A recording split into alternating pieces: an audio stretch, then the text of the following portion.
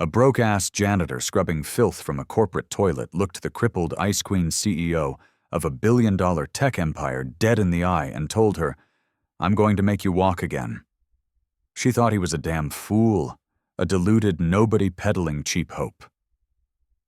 She was about to learn a brutal lesson. Sometimes the people you write off are the only ones who can rewrite your destiny. At the stroke of 11 p.m., the Thorn Dominion Tower in downtown Chicago was a ghost town, a steel and glass tomb humming with the low thrum of its own life support. Pushing his squeaking cart down the cavernous marble hallway of the 80th floor, Leo Martinez whistled a tune his daughter loved, the sound echoing in the oppressive silence. At 30 years old, he'd been swallowing his pride and mopping floors on the night shift for 3 long years. By day, he was a different man, buried in textbooks and anatomy charts, clawing his way through a grueling physical therapy program. His dream wasn't just to help people, it was a crusade, a penance for a past he couldn't outrun. For now, though, he just cleaned the temples of the gods who could afford the kind of miracles he hoped to one day perform. The executive suite, a sprawling kingdom of leather and mahogany, was always his final stop. But tonight, a blade of light sliced through the darkness from under the corner office door. A door that belonged to the Empress herself, Isabella Thorne. Leo hesitated, then knocked, his knuckles rapping softly against the heavy wood. "Enter," a voice commanded.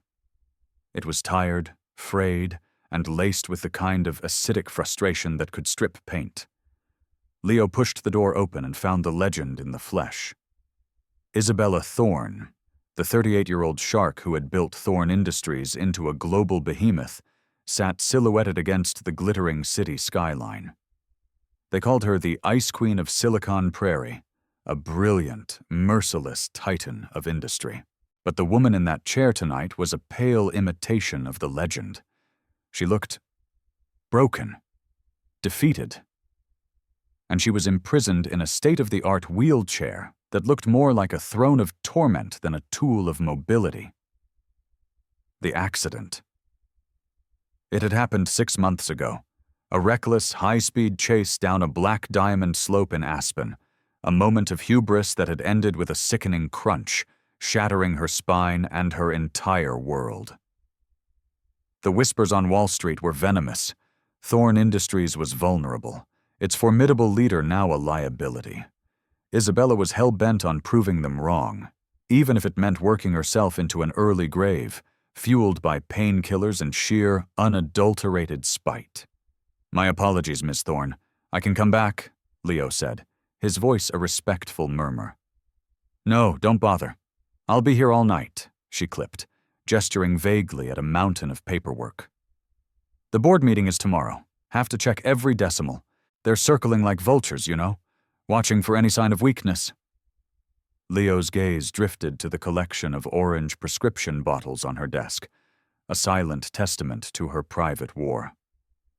He saw the way she massaged her temples, the almost imperceptible tremor in her hands. His training, the part of him that saw the human body as a machine in need of tuning, took over. "Miss Thorne, forgive me, but when was the last time you took a real break?" She looked up, her piercing blue eyes narrowed with surprise. The janitor was speaking to her? Personally? "Breaks are a luxury I can no longer afford, Mr. Martinez." Leo Martinez. "And with all due respect, ma'am, running yourself into the ground won't prove a damn thing to anyone." "Your concern is noted, Mr. Martinez, but I'm fine." But she wasn't fine. She was a textbook case of post-traumatic stress and physical neglect. He could see it in her shallow breathing, the rigid tension in her shoulders, the way she held her body as if bracing for another impact. 6 months post-injury, her recovery should have been further along. She was actively sabotaging herself. "I don't mean to overstep," Leo began, choosing his words with surgical precision. But I'm in my final year of physical therapy school. Your posture, it's screaming. The muscular tension is likely causing you more pain than the injury itself. Are you engaged in any kind of consistent rehabilitation regimen? Isabella let out a short, bitter laugh that was devoid of any humor. Mr. Martinez, I have the best medical team money can buy. They all sing the same sad song. I'll never walk again. So no, I'm not wasting my time on exercises in futility. Something ignited in Leo's chest. It wasn't pity. It was a cold, professional fury. Ma'am, may I ask the specifics of your diagnosis? Incomplete T12 fracture. Why?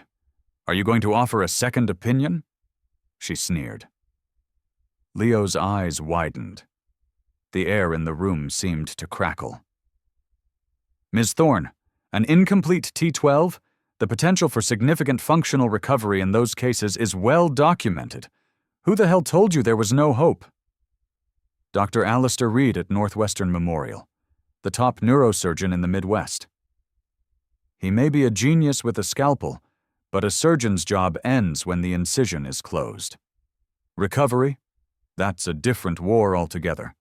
It demands specialized, aggressive rehabilitation. It requires consistency, grit, and time. Leo took a breath, the silence in the room stretching taut between them. He was about to cross a line from which there was no return. Ms. Thorne, I will help you walk again. Isabella stared at him as if he'd just sprouted a second head. Excuse me? I said I'll help you walk, if you're willing to trust me. You're a janitor. The words were designed to cut, to put him back in his place. I'm also 8 months from my doctorate in physical therapy, he countered, his voice unwavering, infused with a certainty that was utterly compelling. I've made spinal cord injury recovery my singular focus for the last 3 years. I believe in the science of neuroplasticity that a lot of old-school doctors dismiss. I've seen incomplete T12 patients walk out of hospitals. It's not a miracle. It's work. Brutal, relentless work. But it is possible. Isabella scrutinized his face, searching for the telltale signs of a con artist, a charlatan selling snake oil. Instead, she found an unnerving, quiet determination, an intensity that burned in his dark eyes. This wasn't some fool's fantasy. This was conviction. You're serious, she stated, the question stripped away. Completely. And why? Why would you do this for me? What's your angle? Leo considered her question, the cynicism behind it. Because everyone deserves a fighting chance. And because I got into this field to help the people everyone else has already given up on. For the first time, since the world had shattered around her, a tiny, unfamiliar crack appeared in the glacial wall around Isabella Thorne's heart. It felt dangerously, terrifyingly like hope. The next morning, the janitor's audacious claim echoed in Isabella's mind, a persistent, disruptive hum beneath the surface of her thoughts. During the tense board meeting, she found herself adrift, her focus splintering. The confident timbre of Leo's voice, the clinical precision with which he'd assessed her, kept replaying in her head. Isabella, are you with us? Evelyn Reed, a board member with eyes like a hawk and a smile like a razor, asked sharply. Of course, Isabella snapped back, forcing herself into the present. The Vanguard contract needs renegotiating. We moved on from Vanguard 20 minutes ago, Evelyn purred. We're on Q3 projections. A hot flush of embarrassment crept up Isabella's neck. She wrestled her mind back to the numbers, but it was no use. The seed of a radical, terrifying possibility had been planted. What if the experts, the world-renowned specialists, were all wrong? That evening, she waited until the tower had bled out most of its occupants before summoning her executive assistant. Janet, I need a deep-dive background check on one of our maintenance staff. Leo Martinez, night shift. I want to know everything. Education, work history, military service, everything.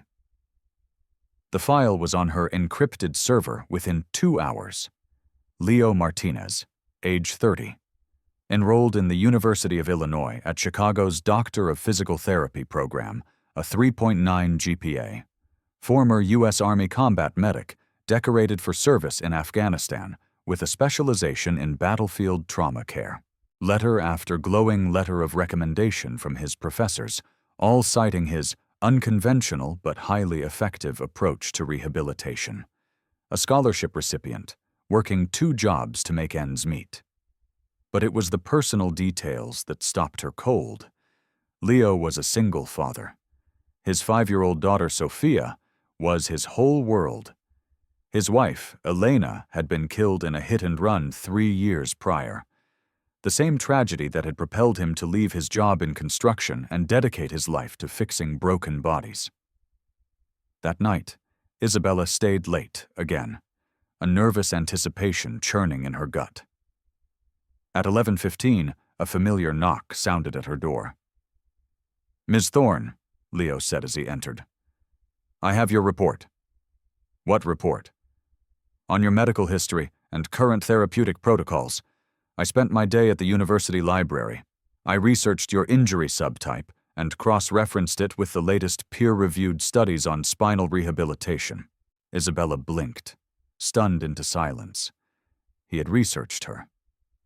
"With your permission," he continued, all business, "I'd like to propose a supplementary rehabilitation plan. It wouldn't replace your current doctors, but it would augment their work with aggressive, targeted exercises and neuromuscular re-education techniques specifically designed for incomplete T12 injuries." "Mr. Martinez, Leo, please, just hear me out." He pulled a tablet from his bag, the screen glowing with 3D anatomical models and graphs. Recent studies from the Shepherd Center and the Mayo Clinic show that intensive, task-specific training can promote significant functional recovery.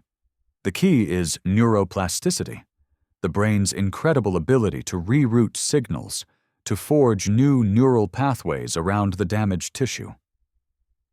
Isabella found herself leaning forward, her skepticism warring with a desperate curiosity.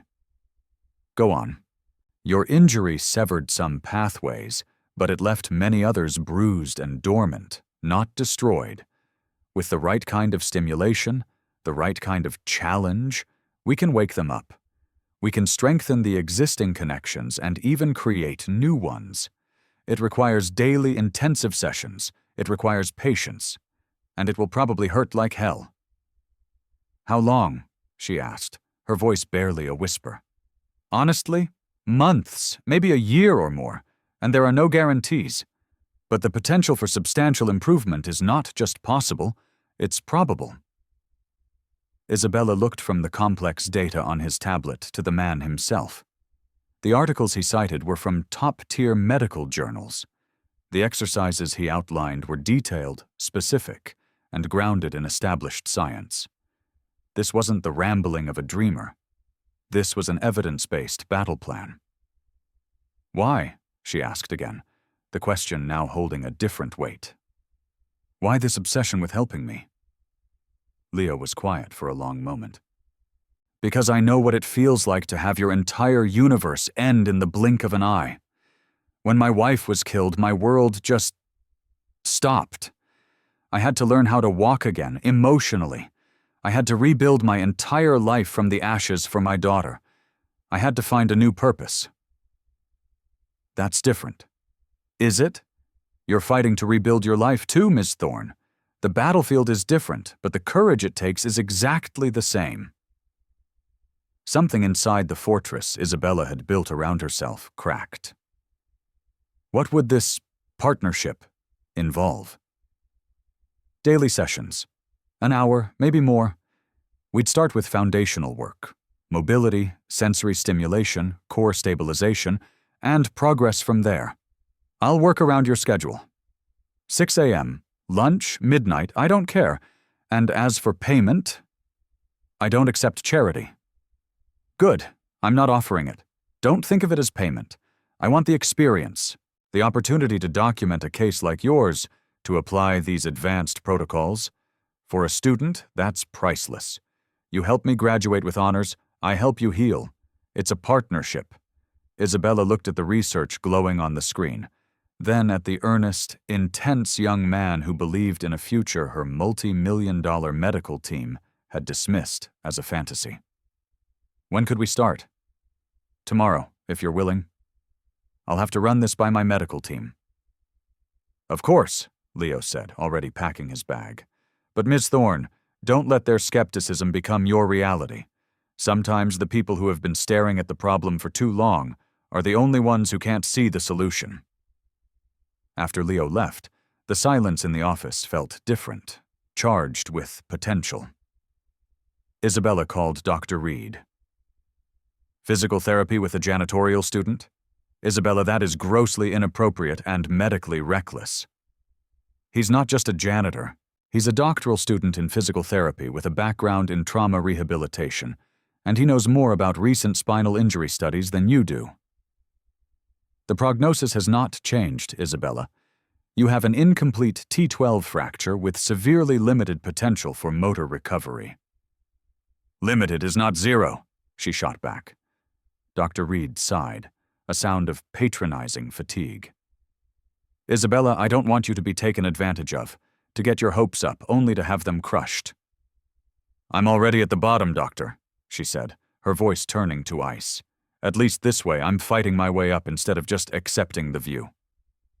The next morning at 6 a.m. sharp, Leo arrived at her office with a portable therapy table and 2 large duffel bags of equipment.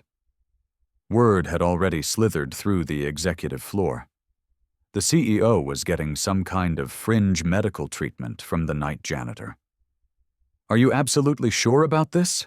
Janet asked, her face a mask of anxiety. People are talking. Let them talk, Isabella replied, though a swarm of butterflies was doing acrobatics in her stomach. Close my door, Janet, and hold every single call for the next hour. Leo set up the table with a quiet, professional efficiency that was instantly calming. Okay, we start with a baseline assessment. We need to know exactly what we're working with. Testing sensation, muscle reflexes, range of motion. Nothing dramatic? Today is just about gathering intel. As he guided her through the simple movements, testing her reflexes with a small hammer and her sensation levels with tools of varying sharpness and texture, she was struck by his detached professionalism. His hands were strong but clinical, his instructions clear, concise, and encouraging. Good, he murmured, making notes on his tablet. I'm detecting faint sensory responses in the L4 and L5 dermatomes. Your medical files classified those as having 0 sensation. Really?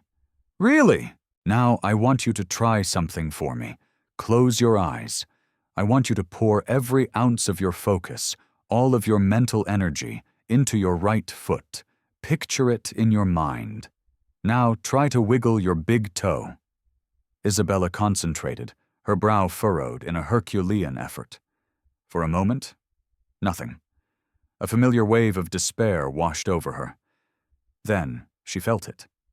A flicker. A ghost of a movement. Did you see that? She gasped, her eyes flying open. I saw it, Leo said, and his smile was like the sun breaking through a month of storm clouds.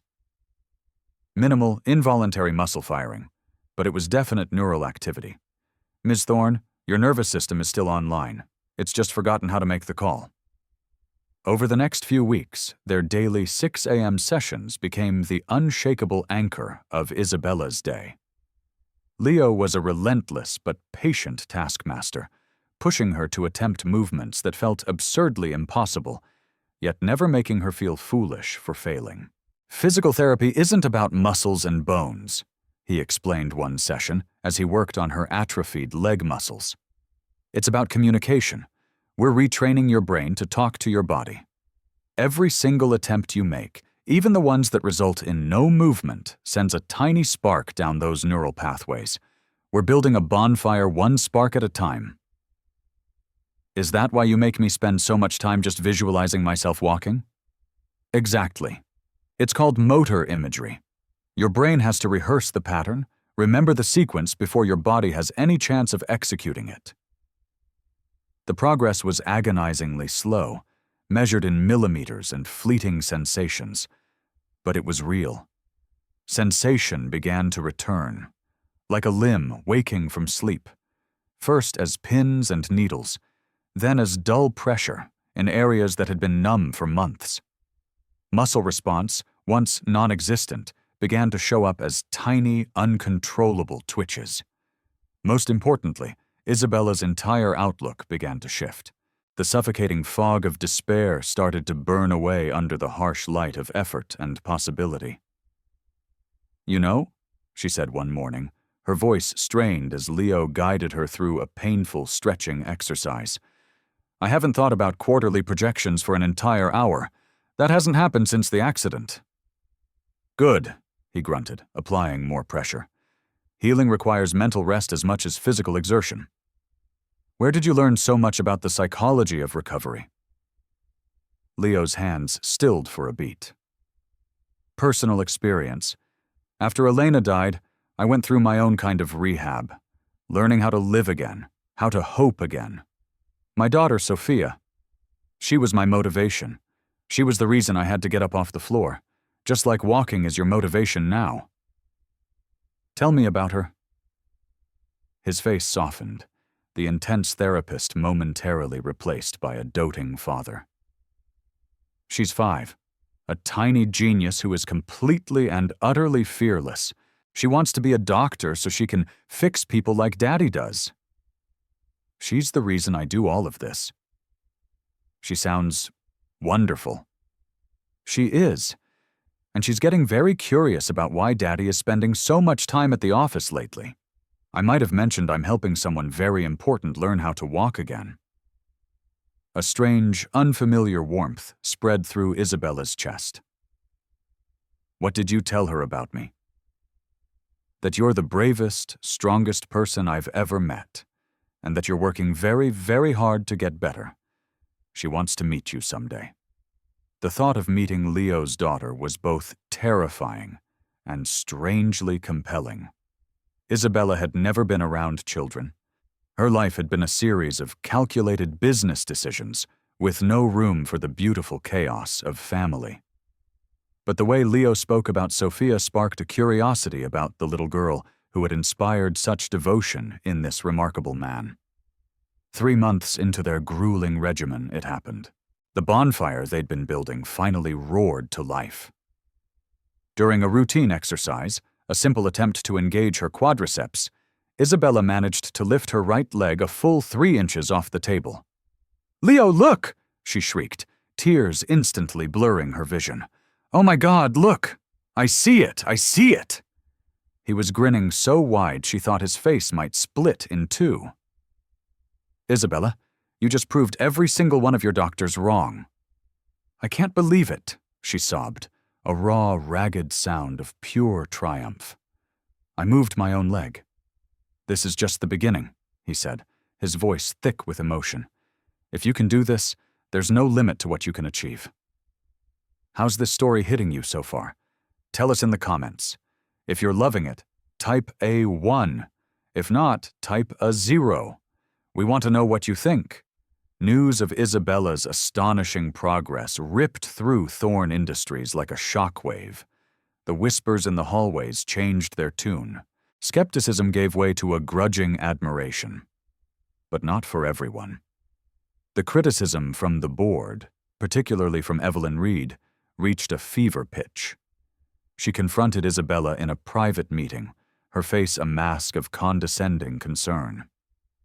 "This arrangement with the janitor has become a liability, Isabella," Evelyn said, her voice dripping with false sympathy. "The optics are terrible. People are questioning your judgment." "My judgment about what, exactly?" "Isabella, you're a brilliant woman, but you are emotionally vulnerable right now. This man is clearly taking advantage of your situation. Leo is helping me regain function that your hand-picked team of experts said was gone forever." "Or," Evelyn countered, her eyes glinting, "he's filling your head with false hope while positioning himself for a substantial payday, or worse." Isabella's voice dropped to a lethal, arctic calm. What are you implying, Evelyn? I'm saying a young, handsome man working a dead-end job who suddenly takes a very personal interest in a wealthy, powerful, and currently disabled woman. His motivations might not be purely therapeutic. Get out, Isabella hissed. Get out of my office now before I say something we'll both regret. That evening, Isabella was still seething when Leo arrived for their session. Rough day? He asked, immediately sensing the tension coiling in her shoulders. Evelyn thinks you're a gold-digging predator who's taking advantage of the poor, crippled CEO. Leo's hands, which had been preparing the equipment, went still. I see. She thinks you're being manipulated for money, or a position, or other things. He looked up, his gaze locking with hers. And what do you think? Isabella met his eyes without flinching. I think Evelyn is incapable of imagining someone helping another human being without an ulterior motive, because she herself has never performed a single selfless act in her entire life. But you have doubts. No, Isabella said, the word a steel rod of certainty. I don't. Leo, in 3 months, you have given me more progress than 6 months of the best conventional treatment. You have given me back a piece of myself I thought was gone forever. You've never asked for a dime, only for the chance to help. If that's taking advantage, then I pray everyone could be so lucky. Leo smiled, but she could see a flicker of hurt in his eyes. It bothers you, what they're saying. It bothers me that they think so little of your character, she said fiercely. Or maybe, he said quietly, they think so little of the possibility that someone from my world could genuinely care about someone from yours. The words hung in the air between them, charged and heavy with everything that had gone unsaid.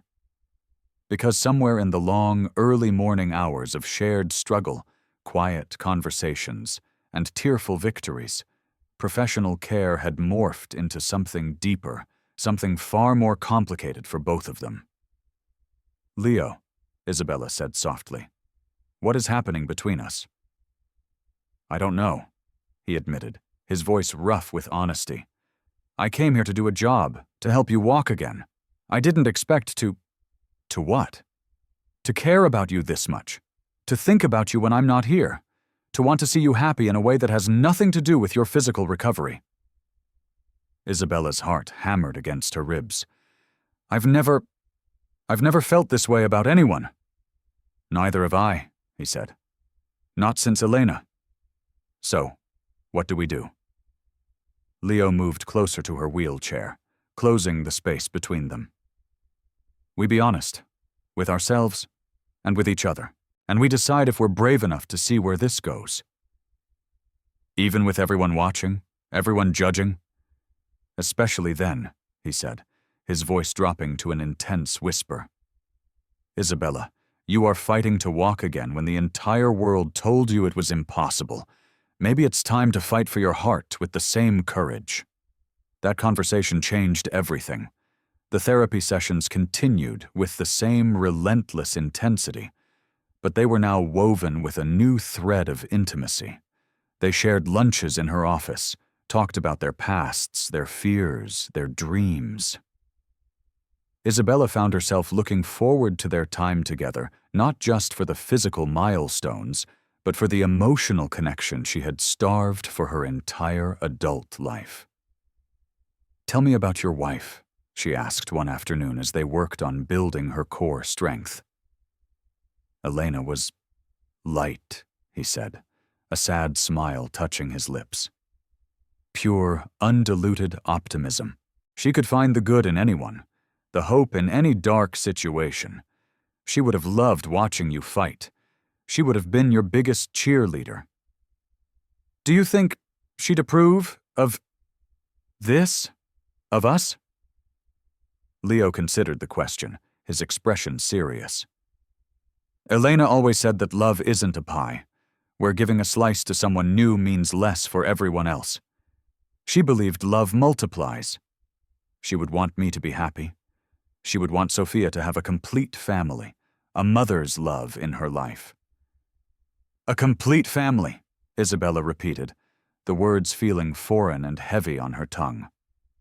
I've never even thought about having a family. What did you think about? Before the accident? What were your dreams beyond the next acquisition? Honestly, I didn't have any, she confessed. The company was everything. Success was the only metric that mattered. And now? Now, she said, looking at him. Now I wonder what the hell I was building it all for. What's the point of owning an empire if you have no one to share it with? Their sessions bled into the rest of their days. Leo would arrive early with coffee. He'd stay late to help her with an evening stretching routine. And as their emotional bond deepened, Isabella's physical progress accelerated exponentially. She could now move both legs with consistency, hold muscle contractions for extended periods, and even bear a significant amount of her own weight during assisted standing transfers. I want to meet Sophia, Isabella announced one day, her body trembling with effort after standing for a full 30 seconds with Leo's support. Are you sure? He asked, a look of protective concern on his face. She's a lot. A tiny hurricane of energy and curiosity.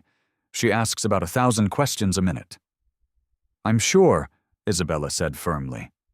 If we are going somewhere real, I need to know her. I need to know I can connect with your daughter. And if you can't, then we'll deal with that. But Leo, she is the most important part of you. I can't be falling in love with you without being willing to love the part of you that matters most. The meeting was set for a Saturday afternoon at a quiet park near Millennium Park. Isabella had faced down hostile takeovers and government regulators without breaking a sweat, but she had never been more nervous in her entire life than she was to meet a 5-year-old girl. Sophia was everything Leo had described and more, a whirlwind of pigtails, questions, and uninhibited joy, all wrapped in a bright yellow dress. She marched right up to Isabella's wheelchair without an ounce of hesitation. Are you the lady my daddy is helping learn how to walk? She asked, her big brown eyes wide with curiosity. Yes, I am, Isabella said, her heart melting. Your daddy is helping me get much stronger. Do your legs hurt? Daddy says sometimes people's bodies get broken and they need extra help to feel better. Sometimes they do hurt, Isabella admitted, but your daddy is very good at making them feel better. Daddy's the best at fixing people, Sophia said matter-of-factly. He fixed me when I was sad after Mommy went to heaven. Isabella glanced at Leo, who was watching them with a quiet, intense focus. How did he fix you? Isabella asked softly. He gave me lots and lots of hugs, and he told me stories about Mommy, and he said that Mommy's love doesn't go away just because we can't see her. And, she added, leaning in conspiratorially, he makes the best chocolate chip pancakes. Pancakes help fix sadness. By the end of the afternoon, Sophia was perched on Isabella's lap, expertly showing her how to braid a doll's hair while keeping up a non-stop stream of chatter about her kindergarten class.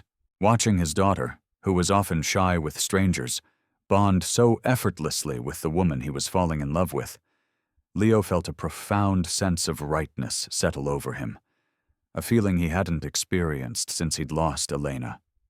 She adores you, he said quietly as they prepared to leave.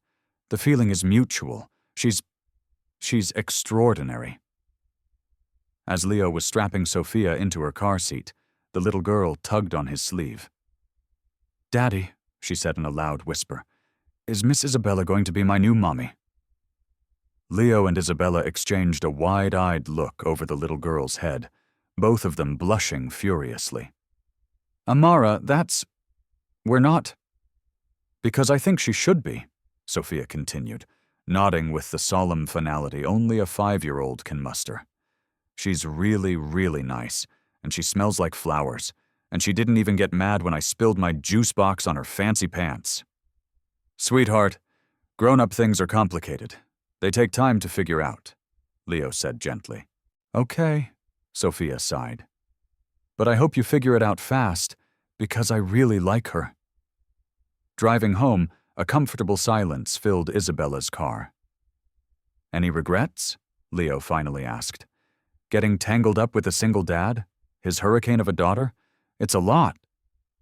Leo, she said, turning to him, her expression serious. That little girl is a miracle. If anything, meeting her makes me more certain about this, not less. Really. Really. She makes me want to be the kind of person who is worthy of the trust she so freely gives. You already are. I hope so, she whispered, her voice thick with an emotion she couldn't name. Because I think I'm falling in love with both of you. As Isabella's physical recovery and her relationship with Leo blossomed, the business world watched with a mixture of fascination and predatory glee. The Wall Street Journal and Forbes ran speculative articles questioning whether a CEO with a significant physical disability and a scandalous personal life could effectively lead a multi-billion-dollar corporation. Sterling Industries stock tumbles amid CEO's office romance scandal, read one particularly brutal headline. They're calling us a scandal, Isabella said, her voice dripping with acid as she tossed the newspaper onto her desk. Let them call it whatever they want, Leo replied calmly, continuing to guide her through her morning therapy routine. The only opinions that matter are the ones inside this room. It's easy for you to say. Your career isn't being threatened by tabloid gossip. The moment the words left her mouth, she regretted them. I'm sorry, I didn't mean... Isn't it? He countered, his voice quiet but firm. Do you think Thorne Industries is the only place I can work? That other clinics, other hospitals won't see these articles and question my professionalism, my ethics? Isabella looked stricken. I didn't think of that. Leo, if this is damaging your future prospects... It's not, and even if it were, do you honestly believe I would choose a career opportunity over what we're building? The external pressure cooker was cranked to high when Isabella's chief competitor, Vanguard Consolidated, saw the perceived chaos as a moment of weakness and launched a hostile takeover bid. The timing was a deliberate surgical strike. They were betting the board and the shareholders would choose a quick payday over a leader they now viewed as compromised. The board is in a full-blown panic, Janet reported during an emergency strategy session. Vanguard is offering a 20% premium, and some of the major shareholders are getting antsy. Or set a full board meeting for tomorrow morning, Isabella commanded, a familiar fire igniting in her eyes. It's time to remind those timid old men why my father put me in this chair in the first place. That evening, Leo found her in her office, the weight of the coming battle evident in every tense line of her body. You're carrying the world on your shoulders, he observed, his strong hands beginning to work the knots out of her neck and back. I might lose it all tomorrow, Leo. The company my father built, my position, everything. And if you do? What do you mean, if I do? This company is my life. No, it's not, he said firmly, turning her chair to face him. Your life is what we are building together. Your life is the incredible progress you've made, the impossible strength you've shown, the love you've finally allowed yourself to feel. The company is your job. It's just business. Just business? It's a global corporation.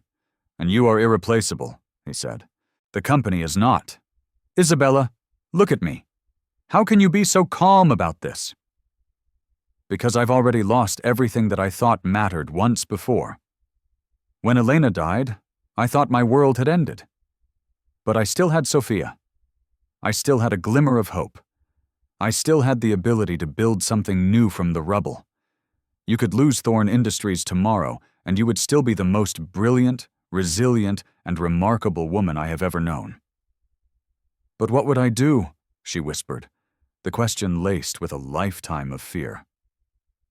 Whatever the hell you wanted, he said with a grin. Start a new, better company. Become a world-renowned advocate for spinal injury research. Write a book that inspires millions. The possibilities are infinite once you stop defining yourself by what you have and start defining yourself by who you are. His words were like a suit of armor. The next morning, Isabella rolled into the boardroom, not with apprehension, but with a cold, clear-eyed confidence that silenced the room. "Ladies and gentlemen," she began, her voice ringing with authority, "Vanguard Consolidated is making a bet. They are betting that Thorn Industries is weak because they believe that I am weak. They are profoundly mistaken on both counts." She proceeded to deliver a masterclass, flawlessly detailing a plan for aggressive expansion into emerging markets, unveiling 2 new proprietary technologies, and presenting projections that showed their strongest quarter in the company's history. "But what about your personal situation?" Evelyn Reed asked, unable to resist the jab. "What about it?" Isabella shot back. "I am in a committed, loving relationship with the man whose expertise has helped me achieve a physical recovery that medical science deemed impossible. My personal happiness has made me a more focused, more creative, and more determined leader, not a weaker one." "The press attention," another board member mumbled. "The press attention proves that we are a company worth talking about. Any headline that doesn't involve an SEC investigation is good for business." Robert Chen, the oldest member of the board and a friend of her late father, leaned forward. "Isabella, we need to know. Are you planning on marrying this man?" The question was inappropriate, but she met it head-on. "That's a personal question, Robert, but I will answer it. Yes, I am. Leo Martinez is going to be my husband. His daughter, Sophia, will be my stepdaughter. And together we are going to build a life that proves that professional success and personal fulfillment are not mutually exclusive." The room was utterly silent. Then, to everyone's shock, Robert Chen began to clap. "Congratulations, Isabella," he boomed. "It's about damn time you found some happiness." One by one, the others joined in, a ripple of applause that grew into an ovation. Even Evelyn, looking thoroughly defeated, offered a reluctant nod. "So," Robert continued, a grin spreading across his face, "are we going to let Vanguard think they can bully our CEO because she's in love? Or are we going to shove their predatory offer so far down their throats they taste it for a year?" The vote to reject the takeover bid was unanimous. 6 months later, Isabella accomplished what her doctors still quietly referred to as the miracle. She could walk short distances with the aid of a single cane, stand for extended periods, and had regained almost all sensation in her lower body. More importantly, she had learned to temper her ferocious ambition with a deep, genuine human connection. "I have something to ask you," Leo said one evening as they finished their therapy session, which now took place in the fully equipped gym he'd had installed in her penthouse. "What's that?" "Actually, first let me see something. Put the cane down." "Leo, you know I can only manage a few steps without it." "Trust me," he said, stepping back about 10 feet. "Walk to me." Isabella hesitated, her heart pounding. She took a deep breath, then a tentative step, then another. To her astonishment, her legs felt stronger than ever, more stable, a third step, a fourth. Her eyes were locked on his, drawing strength from his unwavering belief. By the time she reached him and fell into his arms, she had crossed the entire room completely unassisted. "How did I just do that?" she gasped, laughing through her tears. "Because you were ready," he whispered, his voice thick with pride. "Your body has been ready for weeks. Your mind just needed to believe it." He then slowly lowered himself to one knee, pulling a small velvet box from his pocket. He opened it to reveal a simple, elegant diamond ring. "Isabella Thorne, you taught me that the biggest miracles happen when 2 people refuse to give up on each other. Will you marry me?" Isabella looked down at the ring, then at Leo's hopeful, tear-streaked face, and then at her own 2 legs that had just carried her across the room to the man she loved. "Yes," she breathed. Yes, absolutely, yes. As he slipped the ring onto her finger, Isabella knew that the greatest miracle wasn't learning to walk again. It was learning how to love, and how to let herself be loved in return. There's just one more thing, Leo said, standing and wrapping her in his arms. Sophia helped me pick out the ring. She also has some very strong opinions about the wedding. Apparently, the flowers must be purple, the cake must be chocolate, and she is to be the flower girl who gets to announce that her daddy is marrying the bravest lady in the whole world. That sounds perfect, Isabella laughed, tears of pure joy streaming down her face. All of it. It sounds absolutely perfect. The engagement announcement sent a new series of shockwaves through the worlds of business and medicine. The story was irresistible. The Ice Queen CEO, who had defied a devastating prognosis, was marrying the humble physical therapist who had made it all possible. The media requests are out of control, Janet reported, scrolling through an endless list. Everyone from Forbes to People magazine wants an exclusive interview. No interviews, Isabella decided firmly. This is our life, not a PR campaign. Planning the wedding, however, was more complex.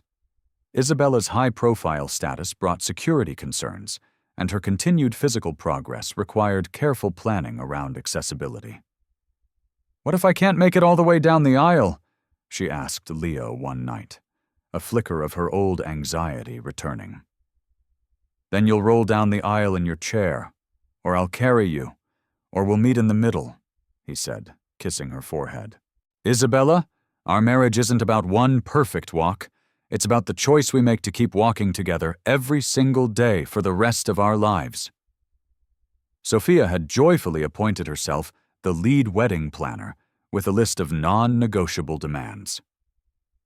"The flowers have to be purple," she explained with solemn importance, "because that was Mommy Elena's favorite color, and she'll be watching from her star in heaven." She looked at Isabella. "And Daddy has to wear a purple tie, so she knows that we'll always remember her." Isabella was deeply touched by the little girl's effortless inclusion of her late mother into their new beginning. "That sounds beautiful, sweetheart. Purple will be perfect.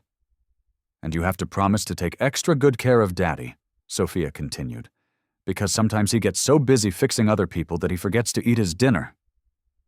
"I promise to take the very best care of him," Isabella said, her voice thick with emotion. "Will you help me?" "Yes, we can be a team." The wedding also forced Isabella to confront estranged relationships within her own life. Her parents were gone, but a network of cousins and influential business associates remained. "Some of them won't approve," she told Leo bluntly. "My cousin Richard actually had the audacity to ask if I was sure about marrying the help. And what did you tell him?" "I told him that you are not the help. You are the love of my life, and if he couldn't find a way to respect that, then he wasn't welcome to witness our marriage." "That must have been difficult." "Actually," she said with a small smile, "it was liberating. For the first time in my life, the only expectations I care about meeting are yours, Sophia's, and my own." 3 weeks before the wedding, Isabella shattered another medical benchmark. During a formal evaluation with her skeptical neurosurgeon, Dr. Reed, she walked on a treadmill for 20 minutes straight. The progress was so profound that the doctor, humbled and amazed, asked for her permission to document her case for a prestigious medical journal. "Your recovery could redefine the therapeutic protocols for thousands of people with similar injuries," Dr. Reed explained, his former arrogance replaced by genuine admiration. "Would you consider allowing us to publish your story?" Isabella looked at Leo. "What do you think?" "I think if our story can give even one other person a reason not to give up, then we should share it," he said, "but only if you are completely comfortable with it." "We'll do it," Isabella decided, "but with conditions. Any publication must emphasize that this outcome isn't guaranteed, that it requires a tremendous amount of work, and that the success of a recovery should never be measured solely by physical milestones. "Agreed," said the doctor. That evening, as they sat in her penthouse meticulously planning seating charts, Leo brought up a topic that had been weighing on him. "Are you sure you want to go back to the same 80-hour work weeks after we're married? You've already proven everything you ever needed to prove at Thorne Industries." "What are you suggesting?" "I'm suggesting that maybe it's time to think about what you want to do, not what you feel you have to do. You could scale back your hours. We could travel. You could spend more time with Sophia." He paused, taking her hand. "We could even start a family of our own." "A family?" Isabella asked, her voice soft. Would you want that?" "A year ago I would have said no. Business was my only baby, but now—" She looked at him, her eyes shining with tears. "Yes, Leo. I think I'd like that very much." "Even with the risks?" "Leo," she said, her voice filled with a strength she hadn't possessed a year ago. 6 months ago, I couldn't feel my own legs. Now I'm walking, planning a wedding, and talking about having children. I have learned that the only real risk in life is not taking any. The morning of the wedding, Isabella awoke in her penthouse suite, a symphony of nervous excitement playing in her stomach. As her glam squad buzzed around her, she reflected on the impossible journey that had led her to this day. A soft knock-knock came from the doorway. "Amara?" Isabella exclaimed, as the little girl, a vision in a flowing purple dress, bounced into the room. "You look like a real queen," Sophia breathed. "Daddy is definitely going to cry when he sees you." "Happy tears, I hope." "The happiest tears ever," Sophia confirmed. "He hasn't stopped smiling for 3 days." Just as they were about to leave, Janet handed Isabella a letter. "This was delivered by special messenger. He said it was urgent." Isabella opened the envelope. Inside was a handwritten note from Dr. Reed. "Dear Isabella, I wanted you to know that your case has fundamentally changed the way I practice medicine. You have reminded me that healing is about more than surgical procedures and prescription pads. It requires hope, determination, and the healing power of human connection. Thank you for being my teacher. Congratulations on your wedding. Dr. Alistair Reed." Isabella smiled, tucking the note into her bouquet. Even the man of science had learned to believe in miracles. The ceremony was held at the Chicago Botanic Garden, in a stunning atrium filled with purple orchids, just as Sophia had decreed. As the string quartet began to play, a moment of pure panic seized Isabella. "What if I fall?" "Then we'll pick you up, dust you off, and keep going," Janet whispered, squeezing her arm. "But you won't fall. You're stronger than you know." Taking a deep, steadying breath, Isabella stepped onto the petal-strewn aisle. One step, then another. The assembled guests rose to their feet, a collective gasp rippling through the crowd. Many wiped away tears as they watched her walk, steady and unassisted, towards the man who had seen the fighter in her when no one else had. Leo stood at the altar, a purple tie perfectly knotted at his neck, his face a radiant mask of joy and love. Beside him, Sophia bounced on her toes, clutching her basket of petals. "Daddy, she's walking all by herself," she whispered loudly, drawing a warm laugh from the guests. When Isabella reached the altar, Leo took both of her hands in his. "You are breathtaking," he whispered, his voice choked with emotion. "You're crying," she whispered back. "Happy tears. Sophia was right." Their self-penned vows spoke of the journey that had forged their improbable love. "Leo," Isabella began, her voice clear and strong, "you walked into my life when I was trapped in the darkest room, and you didn't just open a window, you kicked down the door. You didn't just help me learn to walk again, you taught me how to live again. You showed me that love isn't a weakness to be hidden, but the greatest strength we can ever possess." When it was his turn, Leo's voice was thick with unshed tears. Isabella, you taught me that miracles aren't a matter of chance, but a matter of choice. The choice to fight when it hurts, to hope when it's bleak, and to believe in each other when the world tells you not to. You have made me a better man, a better father, and a better human being. I promise to spend every day of my life proving I am worthy of your incredible love. When the officiant pronounced them husband and wife, Leo kissed his bride as she stood tall and proud on her own 2 feet, surrounded by the undeniable proof that love, true and unwavering, could conquer anything. 6 months after the wedding, they had settled into a life of surprising, beautiful normalcy. They bought a house in a quiet suburb with a large backyard for Sophia to play in. Isabella, true to her word, had restructured her role at the company, delegating more and working from home 3 days a week to spend time with her new family. "Mommy Isabella, watch this!" Sophia yelled from the top of the monkey bars, using the name she had proudly chosen for her new stepmother. "I'm watching, sweetie. You're getting so strong," Isabella called back. Leo wrapped his arms around his wife from behind, resting his chin on her shoulder. "Any regrets about trading the boardroom for the backyard?" "Not a single one," she said, leaning back into him.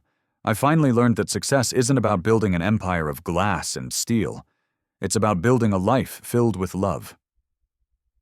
"Speaking of building," Leo said with a mysterious smile, "I have some news." "What kind of news?"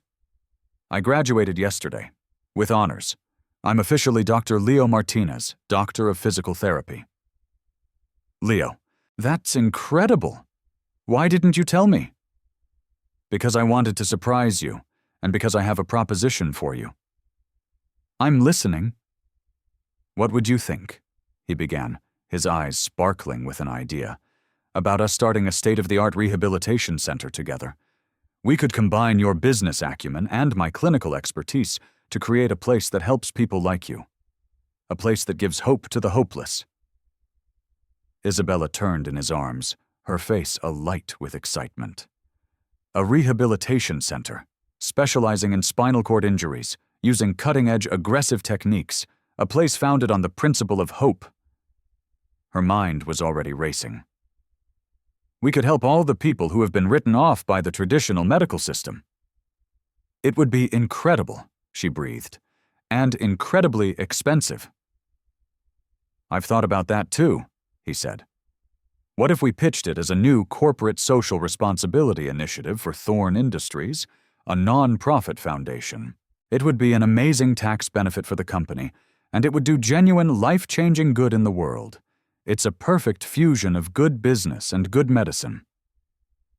Isabella kissed him, long and deep. "Have I ever mentioned that I love your brain almost as much as I love your heart?" 3 months later, the Thorn Martinez Resilience Center opened its doors. The facility was the best that money could buy, but what truly set it apart was its guiding philosophy. That recovery was about more than just the body.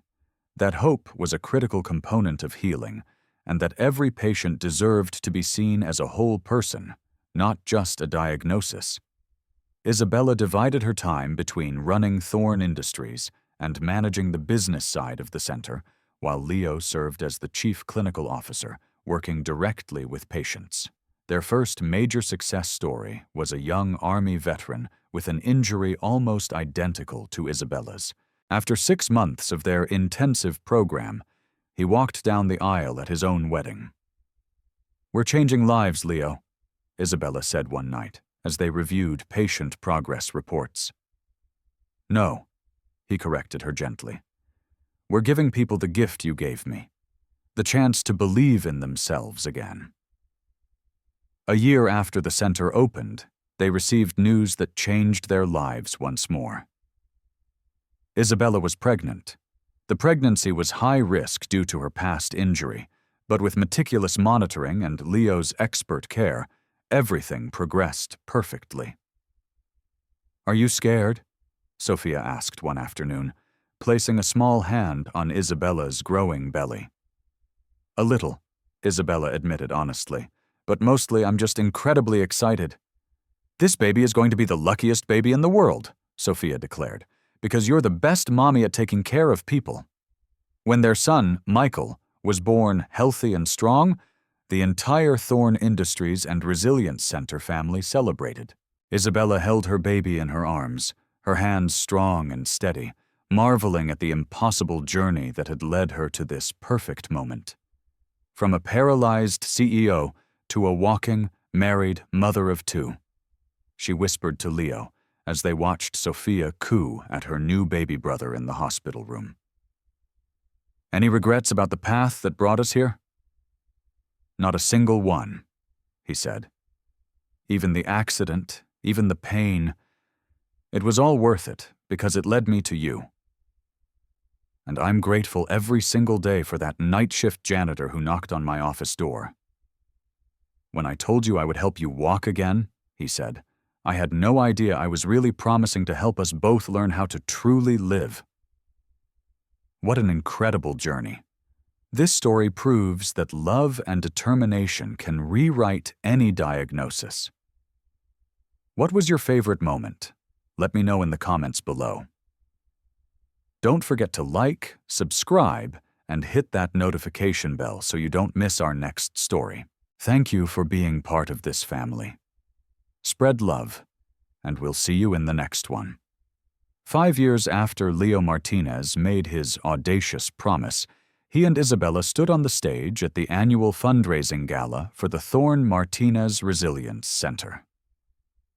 The event honored patients, celebrated medical professionals, and raised millions for those who couldn't afford treatment.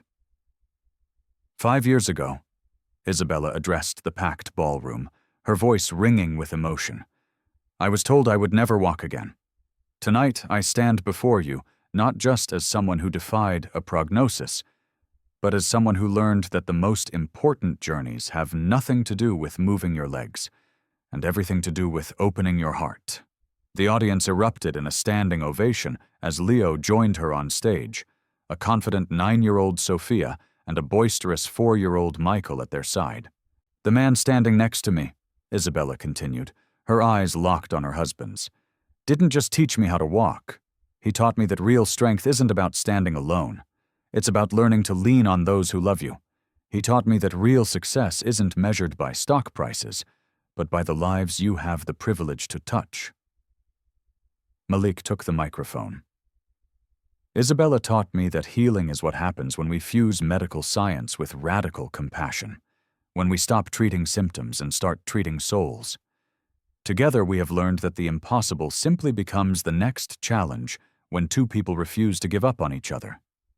In the audience, Dr. Reed wiped a tear from his eye, thinking of the hundreds of patients whose treatment plans he had approached differently because of the lessons he'd learned from them.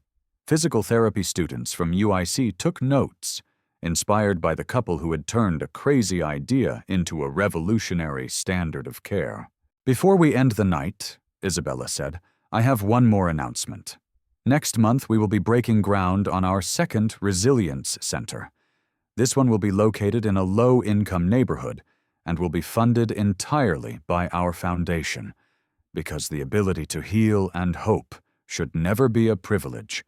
It is a fundamental human right.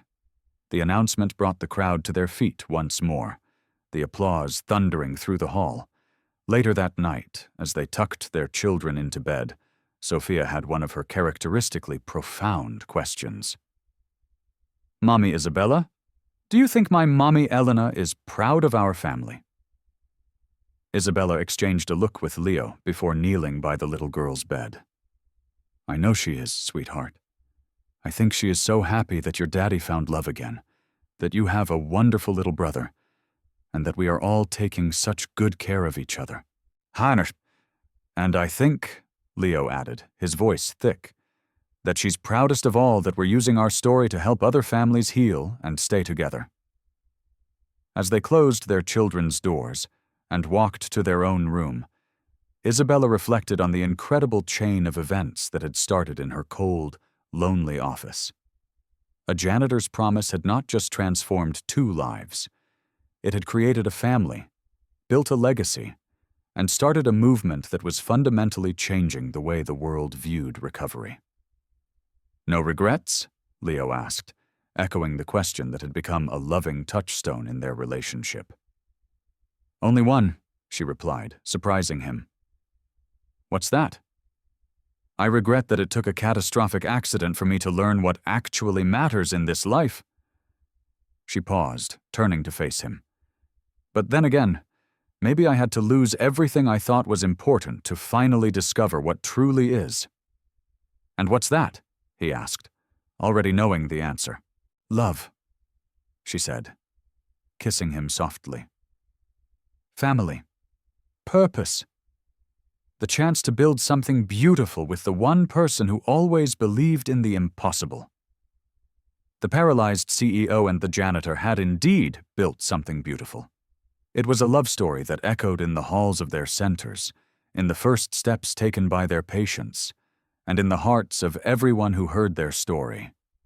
They were living proof that miracles happen when courage meets compassion, when skill is guided by devotion, and when two people choose to walk together against all odds.